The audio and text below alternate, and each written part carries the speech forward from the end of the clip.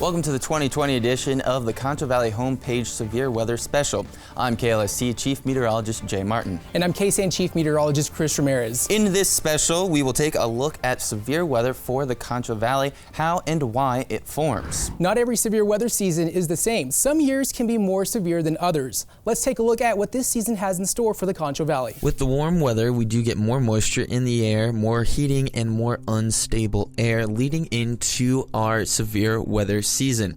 For us here in West Texas, we do have April, May, and June as the months to look for severe weather, from thunderstorms to tornadoes.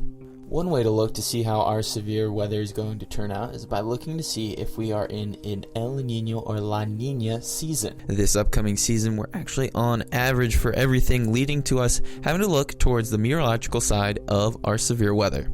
Time of year, we have all these ingredients that do come together. The meteorological ingredients, just like lots of instability, lots of moisture returns. This is the time of year moisture comes back from the Gulf of Mexico.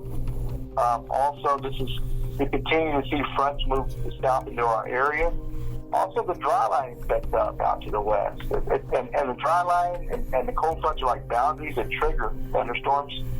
Another ingredient is that jet stream. When the jet stream dips into our area, we've already seen that all this fall, all this winter, and it's continuing to do that. When you bring all these ingredients together, lots of wind shear in the atmosphere, lots of instability caused by moisture coming in, tunnel boundaries, all this stuff comes together, and that's what produces severe weather this time of year in the Concho Valley. Damage from severe weather can range from small to devastating, so it's good to have an action plan and be weather aware as we head into our severe weather season. Last year, a tornado outbreak struck the Concho Valley that left a path of devastation in San Angelo. Chris Ramirez has a recap of the May 18th tornado outbreak. In May of 2019, I was the KSAN weekend meteorologist, and I remember the days before the May 18th incident, we were seeing these significant weather threats for West Texas. And then the day of, we were seeing those threats starting to increase for us here in the Concho Valley. I was aware that the last big tornado to hit San Angelo was the Lakeview tornado in the 1950s, so I think it was common for me to think that a tornado hitting San Angelo was somewhat rare, but unfortunately, that night was a grim reminder that this city is prone to this sort of natural disaster.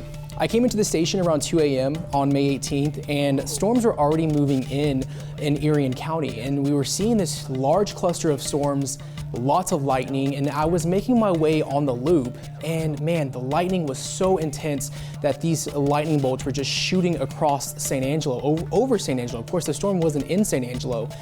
As this storm closed in, we kept taking power hits at the station, and we were desperately trying to do anything we could to stay on air. But that was until we realized that this tornado was coming right towards us. When we were knocked off air, KSAN and KLST, the weather teams on both sides of our station, we became one. And we were going to do anything necessary to continue giving viewers this life-saving information. But at the same time, we were trying our best to protect ourselves. We got the word that the National Weather Service office, that they were taking cover themselves. And from that point on, we knew this was a very serious situation. The official report from the National Weather Service office confirmed that this tornado started as an EF0 with 65 to 85 mile-an-hour winds in southwest San Angelo. Of course, the tornado strengthened to an EF1 just north of Angelo State and ultimately strengthened to an EF2 as it struck the Bradberg Elementary neighborhood.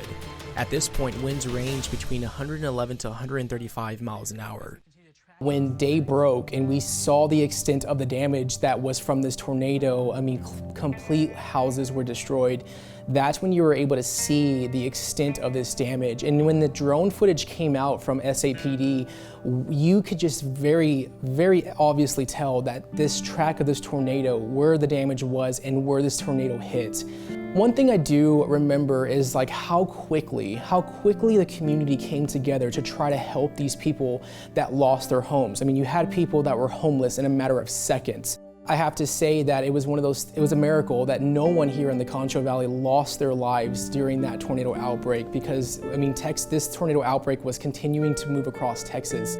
And as this particular storm tracked off towards the northeast, it spawned another tornado in Reynolds County, leaving another path of destruction in and around Ballinger. This tornado was an EF3 with winds at 140 to 145 miles an hour. As several homes were completely destroyed, only one injury came out of Reynolds County. I honestly believe that our coverage and teamwork saved lives that day. Coming up after the break, find out how tornadoes are formed and the differences between watches and warnings. We'll be right back.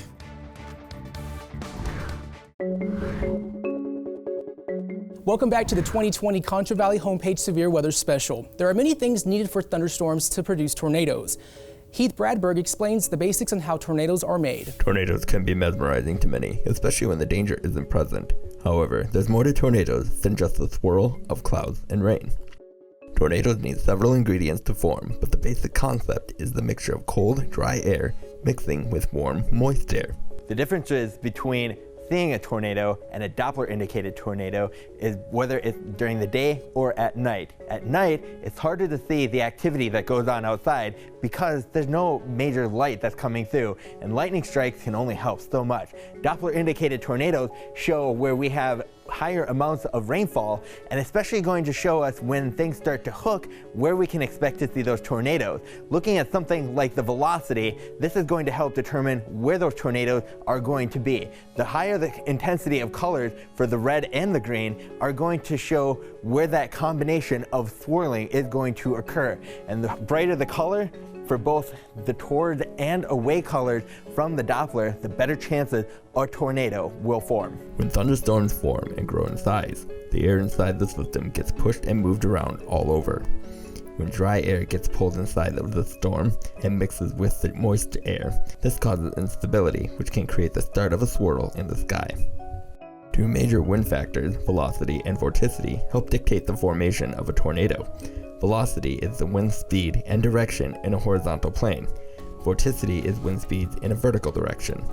These two factors will help with the genesis of a funnel cloud, which can eventually become a tornado. The measurement of a tornado is based on the Enhanced Fajita Scale, or also known as the EF scale. This ranges from 0 to 5 based on how much the storm damages and how fast the wind speeds are. Something as small as an EF0 measures only 65 to 85 mile per hour winds and is going to do minimal damage, mostly staying either in fields or in wooded areas. However, having something as massive as an EF5, 200 mile per hour winds, that's going to destroy everything that's in its path. While this is the general idea of how tornadoes form, no two storms are exactly the same, nor are any two tornadoes made the same way. Watches and warnings can be confusing, especially in stressful, severe weather situations. Meteorologist Ayers breaks down the difference between a watch and a warning. When it comes to severe weather, we use watches and warnings to communicate threats to your life and property. Do you know the difference between a watch and a warning? Your answer to that question is super important. The difference between a watch and a warning is how you should react to them. I know, it's very easy to get confused when both words start with a W, but let's break it down and try to clear up some confusion surrounding these two terms. Let's begin with watches. Watches typically cover many counties and large areas. Watches are normally represented as large polygons on a map. A watch is like a heads-up alert. It means that conditions are favorable for severe weather to happen within the next several hours. When a watch is issued, that is when you need to think about what to do and where to go if a warning is issued. Warnings are different. They typically cover smaller areas and are displayed on a map as smaller polygons. When a warning is issued for your area, that is when you need to take action. A warning means that there is imminent danger. When a warning is issued, that is the time to act to protect your life.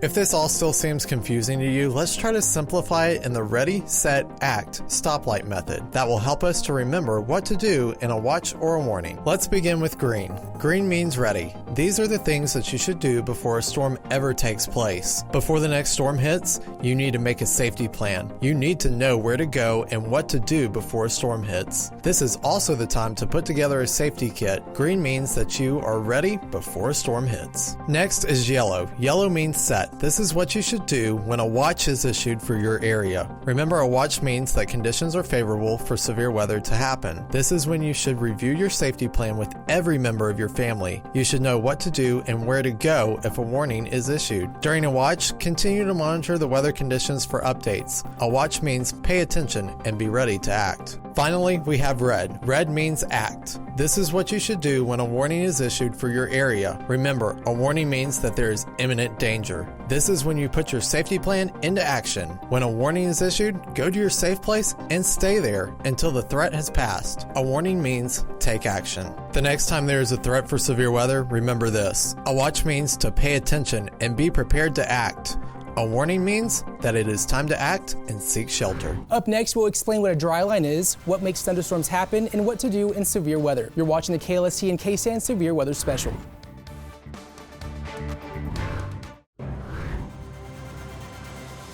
Welcome back. Dry lines are a big driver of severe weather in the state of Texas. Here's meteorologist Ayers with more about dry lines. Here in the Lone Star State, we see many different drivers of severe weather. One of those more common drivers is called a dry line. So what is a dry line, how do they form, and why can they create such severe storms? Let's dive into the science behind a dry line. When warm, moist air from the Gulf of Mexico meets with warm, dry air from the desert west, a boundary called a dry line forms. The difference between these two air masses is their moisture content. On the backside of a dry line, the air is much drier than the air ahead of it. That is why it's called a dry line. Typically, dry lines form during the heating of the day and advance eastward. If a dry line were to pass your location, you would observe a drop in the humidity, clearing skies, and a wind shift from south or southeast to west or southwest. Sometimes you may even witness blowing dust and rising temperatures after a dry line passage. While the dry line advances eastward during the day, conversely, it moves back westward during the evening when the air cools. During this moving back, or retreating as it's called, you would notice the wind shift back to the south or southwest and an increase in the humidity as the dry line moves across your location. When a strong low pressure system moves through the area where the dry line is located, it can drive the dry line even further east than it would on its own and bring severe storms with it. Storms form with the dry line when the warm, moist air from the south or southeast runs into the warm, dry air from the south or southwest. The air piles up and is forced upward along and ahead of the dry line. This rising air combined with the moisture in front of the dry line leads to the development of thunderstorms. The storms that form along or ahead of a dry line can become severe, producing damaging winds, hail, and tornadoes. There are many parameters in place that determine whether a thunderstorm is severe or not. Chris Ramirez has those details. During weathercasts and for an active weather situation, you often hear meteorologists use the term severe thunderstorm. You might be wondering what makes a severe thunderstorm different from a regular storm with lightning, rain, and wind. The National Weather Service has criteria in place for storms that are classified as severe. A severe thunderstorm is any storm that produces a tornado, has winds in excess of 58 miles an hour, and or hail of at least 1 inch in diameter. Structural damage may imply the occurrence of a severe thunderstorm. It is important to know that any storm that has wind that is equal to or greater than 40 miles an hour and or hail of at least a half an inch in diameter is defined as an approaching severe thunderstorm. Meteorologists rely on storm reports to confirm what we see on radar. Of course, if it is done safely and not putting yourself in harm's way. Common reports include hail sizes, funnel clouds, and damage to structures. Severe thunderstorms pose a significant threat to life and property. The next time you hear the terms severe weather and severe thunderstorm, know that you should have an action plan in place to ride out the weather threat. Severe weather can be devastating, and it's always good to have a plan on what to do. Heath Bradberg explains a bit more on how we can react and prepare for severe weather events. Severe thunderstorms are common across much of the U.S., and the destruction these storms can cause can be a lot. Hail, strong winds, dangerous lightning, and heavy rainfall can all be very destructive, but simple measures can be taken to stay safe during severe weather. Hail is typically smaller in size and will cause minimal damage. However, the larger the hail, the more destruction. Heading inside to a sturdy cover is your best plan to avoid damage from hail, especially if the hail gets to the size of a baseball. Flash floods can occur during heavy rainfall, so seeking higher grounds is always recommended.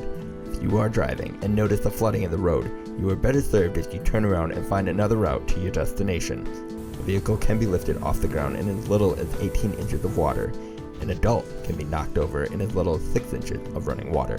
Lightning can be extremely dangerous since there isn't a way to predict where lightning will strike next.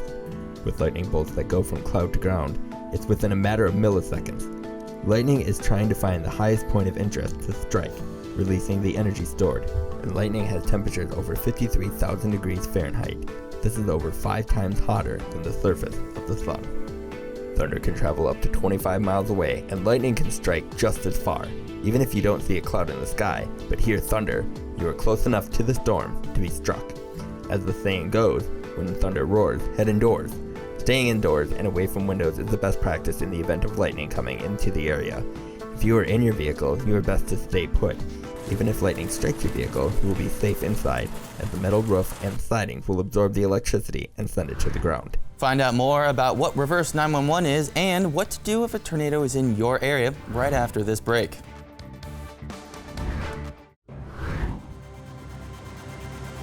There are several ways to get notified about severe weather, such as our app, the Concho Valley Homepage.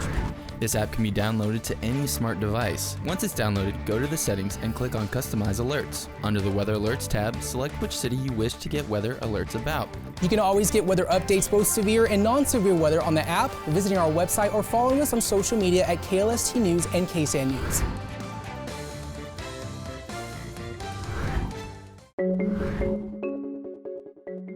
There are several ways in Tom Green County in San Angelo to be notified on a severe weather emergency. I have the numerous ways you can stay ahead of the weather threat. The easiest way to receive information on weather threats is by having a NOAA weather radio at your residence. The city of San Angelo and Tom Green County has numerous ways you can get information during an emergency. You are able to receive NICSOR alerts, which is done primarily through text messages on your mobile device. This system primarily is used by the San Angelo Police Department. The San Angelo Fire Department uses AlertSense, which has an app you can download that shows map graphical location and details. There is also the Integrated Public Warning System, or IPAW system, that automatically is sent to your cell phone if you are in an affected area. This is the one that causes the long alert tone when a statewide Amber Alert is issued. You will only hear this for tornado warnings in most locations. The city of San Angelo also has the Reverse 911 system, which will call every landline phone when there is a severe thunderstorm or tornado warning. We talked to Emergency Management Coordinator Jim Evans, and this is what he had to say. Just be weather aware, especially if you're planning on being outdoors, have access to your phone if it's got signal or a battery-operated radio of some sort. All alert notification systems in San Angelo and Tom Green County will alert you for severe weather threats. No matter the severe weather, it's a good idea to have a plan in place. Well, as severe weather season is coming up and coming through the Concho Valley, a few things to take precaution with severe thunderstorms in general, and the tornadoes as well, is to have a plan and, of course, have an essential kit for you wherever you're living. Now, the first thing is always to avoid that electrical equipment. So as we see some storms that are coming through, to maybe charge your phone and plan ahead for that as well. Big thing to always is keep away from windows, because with strong winds and, of course, picking up any debris could break those windows, causing damage to where you are and to anyone nearby those windows. You don't want to be near any water, because of course electricity does pass through water very easily, and then any nearby tall or isolated trees, because lightning does try and find the easiest path to reach the ground. A few things to watch out as we see severe thunderstorms and storms in general pushing through, is to avoid all of that electricity. And of course, one thing to always keep an eye on, especially if you're being out and about, we have some pop-up showers and you're not aware of these that are passing through. If you hear thunder roar, go indoors. So if you are going to be indoors, you definitely want to have a safety kit in place. A few things that you'll be needing in case we do have a tornado that does pass through and you are without electricity or power for quite a bit of time. You want to have water and canned food in supply for about 3 days. And then, of course, a battery-powered radio, a weather radio, is always a big plus, because it does give you warnings for your area as that and information as these events come through.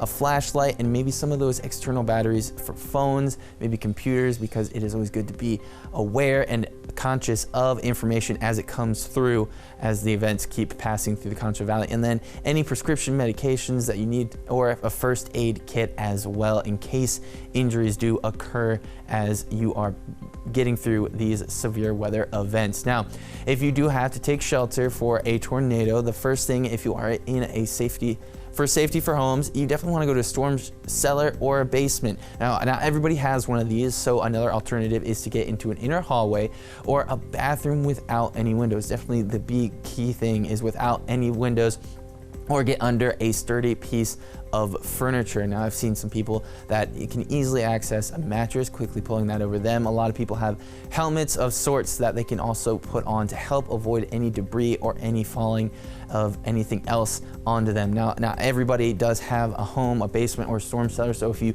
are in an apartment, the first thing you want to do, maybe get to know your neighbors, because one important thing is going to the lowest floor. So you might have to plan accordingly and get to know your neighbors before these events come through, so that way you guys can have a plan in place and what you might be able to bring to help, or they might have for them. And then getting into the smallest room as a bathroom or a closet is always good. And then crouch down, face the down, cover your head. Now everyone remembers the duck and cover drills that we did back in school, both high school, elementary school.